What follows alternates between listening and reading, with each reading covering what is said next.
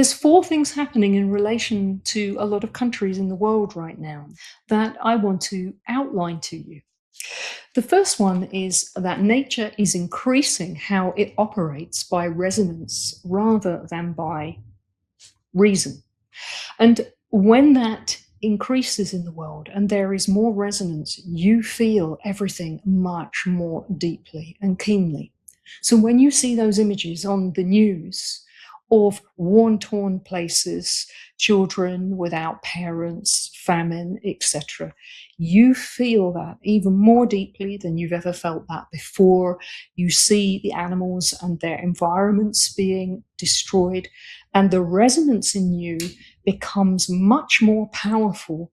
And then you are given the opportunity to switch into that frequency of love, where you calibrate the environment for those beings and also yourself, because you actually disconnect from the mind and the love in you begins to well up.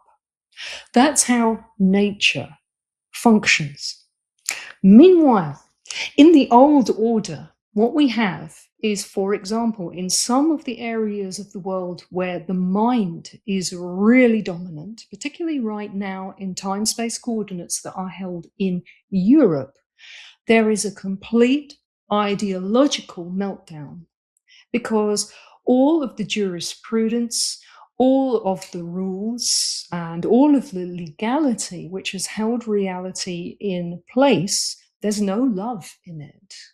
And when all these images flash up in the media, it actually shows us how hollow we feel, because we know that there's no love there to hold us, and no environment is generated which actually purifies those things out of those human-made environments which are based just on thinking and on the mind and compliance and observing principles. So what happens in those areas? All the regulations get stricter. Meanwhile, on nature's frequency, there's actually far more expansion going on, because there's more love and there's more purification because of the suffering that's being witnessed. And that love goes up and up in frequency, and then the ideological stance of certain nations starts to increase as well, taken up by the rise in frequency, and it becomes even more rule-bound. And then what happens when the rules don't work anymore? Because nobody can keep up with them, and they all conflict, and they don't make any sense anyway, and nobody can be bothered because nobody's got any time to work it all out. Instead, the logic of law gets replaced by a commercial logic, and you see a shift in politics from everything being based more on rules and regulations to the rules and regulations being controlled through banking and finance and ID that is attached to it. So as nature is doing more of the resonance and not the reason, human beings switch into even more reason and ideology, and then convert it in the extreme to a kind of commercial type of ideology. And the two have to exist side by side in the world. Let's keep going, because this point about Europe is very important right now. It's not working, and the strictness at some point will implode even more, because it simply won't even work in the world on the technology level where all this compliance is being exercised. So the next step after that with nature is that as this pure love space expands in you and you purify more through this resonance effect that's happening, you start to feel a bond of affection with everything that means purity to you. So the resonance strengthens the bond of affection that you have with your own source connection.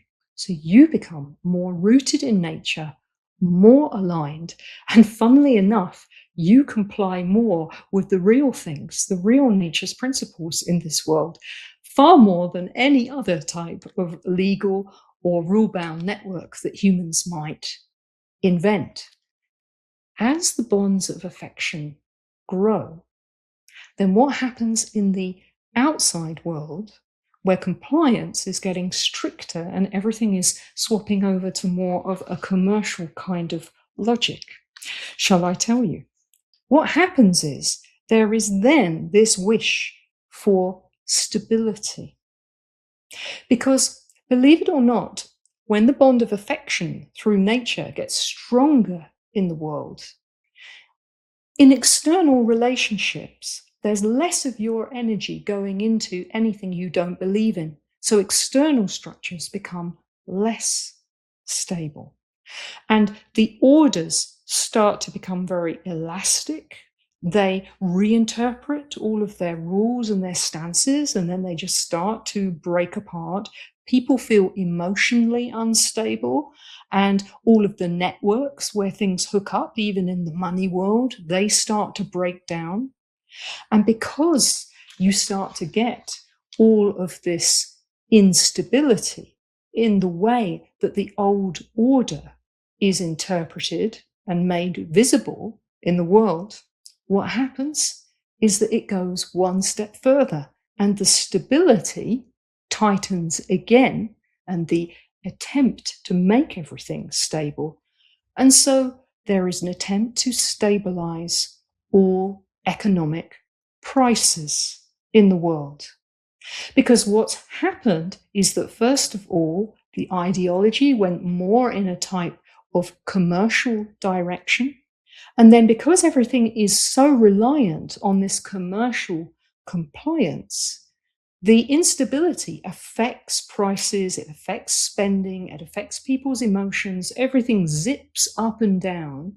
And so there is this attempt to bring in new ideology to try and make economics and money work better and more seamlessly with more stability. But it's not a new order that is based on nature. It's a new order that's based on money and negative control. So let's go back to this example in Europe.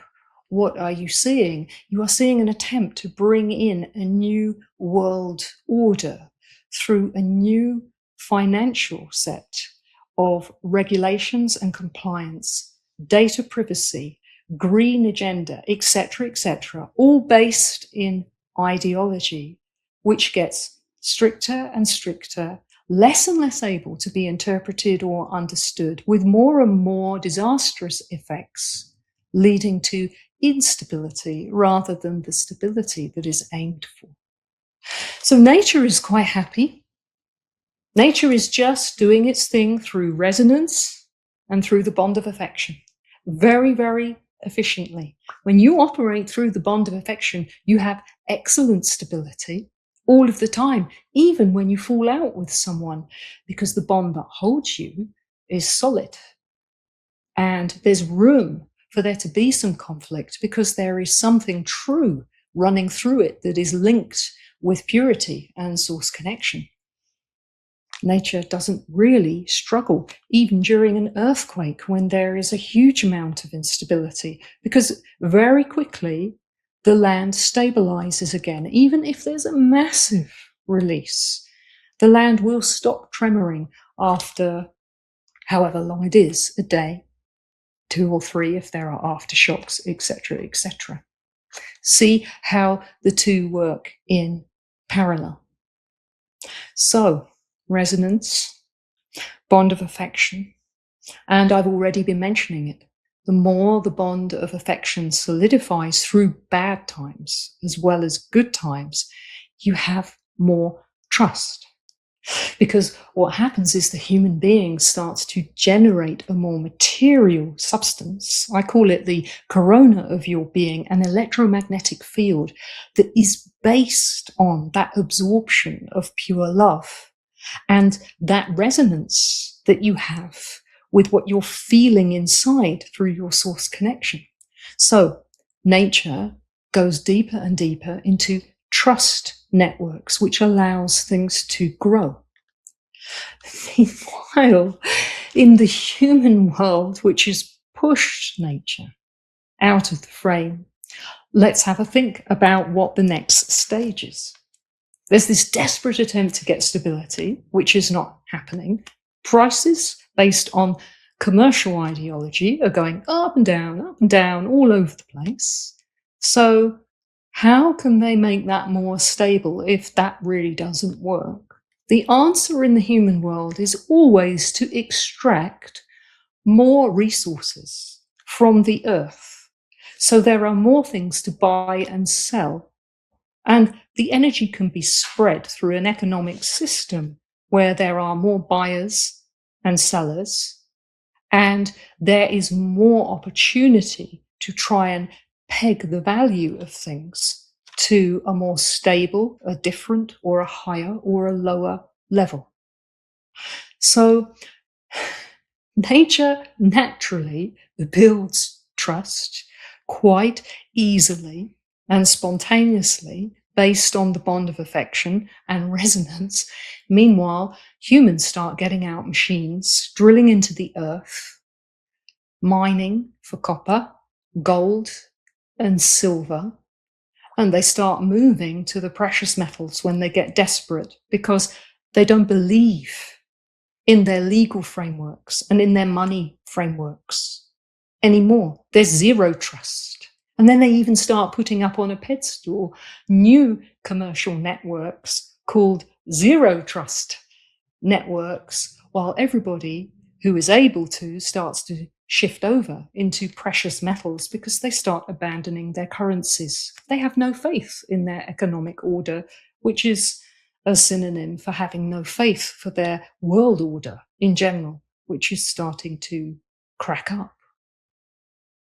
The more nature does what it does, on one side, the more that forces human beings into their non-nature patterns.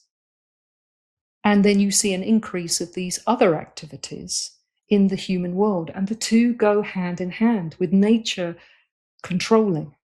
So where does nature go after trust? Well, nature is very clever, and humans are not in general. Nature has this amazing thing where trust always reaches a limit, which seems to be a strange thing to say because trust seems like such a positive quality and humans definitely want more and more of it. And trust also, when it is going well with the bond of affection, is something that grows and deepens quite quickly over time. But nature has something built into its principles where nature always brings in a check or a limit. And it actually references and it feeds back with every single living being on the planet. Isn't that nice? It actually checks in with all the time-space coordinates in this reality. And if the trust has gone far enough for now to support all living beings, what happens is there's a stabilization in the trust network, and human beings just get to relax and enjoy what they have because ambition and growth are not needed in this phase. Incredible, right? When it gets to this fourth stage in nature, what happens in the human world?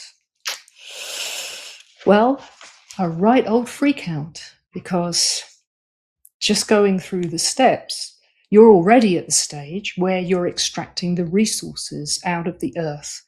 And we all know that when those things are happening, and when it's all based on money, only people who have lots of money get to benefit from the resources. So what happens in human nature is that we have to start making more friends, whether we're friends or not, in order to survive, because the people who are surviving are probably not our friends, because the people who are surviving are the ones with money.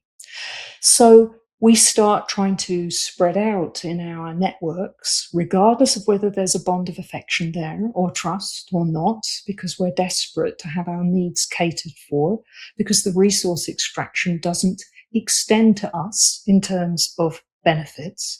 And we all know what happens when you get into a whole room of people. Sometimes it works out, but for a lot of those people that you meet, you don't even like them. And trying to cooperate together is almost impossible long term.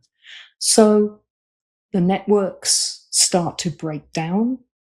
You have to form a few alliances with a few people, which may not be based in the correct values, but you have to minimize your interaction and narrow it down to just a few people who you could sort of rely on, but you're not sure.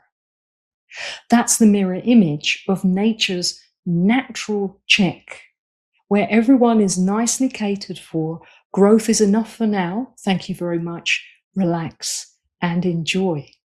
That's where nature is at. But human beings who are not connected with nature, no, they are experiencing the other thing.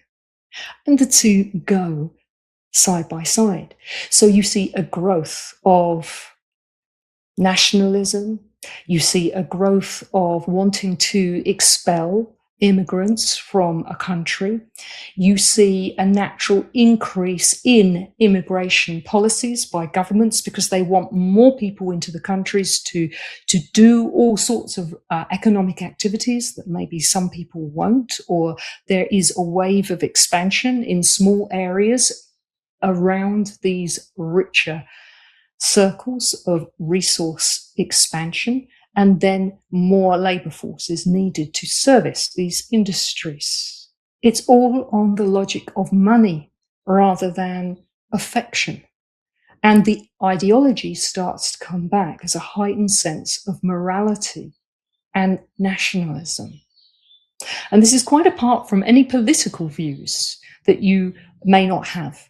This discussion is not really about politics. We're talking about the mechanism of nature that is behind political cycles and then impacts us through the politics in our societies around us. So, last step. In the end, the paradigm breaks, of course, in the human world. Everything messes up. And then there's a dash for resources in general. Invariably, this results in conflict, fighting, and war. But it also results in something else, which is highly positive amidst the maelstrom of human short-sightedness. Because nature has already called a check and is saying, growth is enough now, relax, enjoy. The people who are subject, unfortunately, to these other networks and structures that are breaking down, as it does break down, they are caught in the arms of a much expanded relaxation and nature's embrace of there being enough, which for those who really wake up to the truth of what is happening will catch them and purify them, and they will get through, even though it will be very, very traumatic.